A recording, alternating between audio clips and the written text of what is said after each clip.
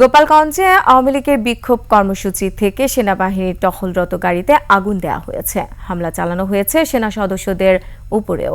এতে ৩ জন কর্মকর্তা সহ ৯ সেনা সদস্য আহত হয়। পরিস্থিতি নিয়ন্ত্রণে অতিরিক্ত সেনা মোতায়েন করা হয়েছে।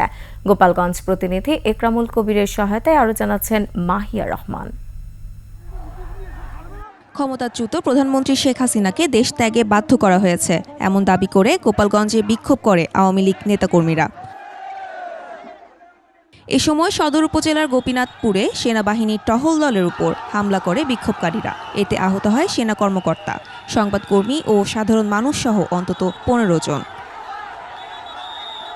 আইএসপিআর জানিয়েছে, বিক্ষোভকারীরা গোপালগঞ্জ ঢাকা মহাসড়ক অবরোধ করে রাখলে পরিস্থিতি নিয়ন্ত্রণে আনতে সেনাবাহিনীর ২টি টহল দল ঘটনাস্থলে যায়। এ সময় উত্তেজিত বিক্ষোভকারীরা ইট পাটকেল ছুড়তে থাকে। দেশীয় তৈরি অস্ত্র দিয়ে টহল দলের সদস্যদের আঘাত করলে ৩ জন অফিসার, ১ জন জুনিয়র কমিশন অফিসার ও ৫ জন সেনা সদস্য আহত হয়। পুড়িয়ে দেয়া হয় সেনাবাহিনীর একটি গাড়ি, ভাঙচুর চালানো হয় অন্য ২টি গাড়িতে। পরিস্থিতি নিয়ন্ত্রণে আনতে ঘটনাস্থলে অতিরিক্ত সেনা মোতায়েন করা হয়েছে। আহত সেনা সদস্যগণ আশঙ্কামুক্ত ও চিকিৎসাধীন রয়েছে। Mahiya Rahman, desk report, ২১ television.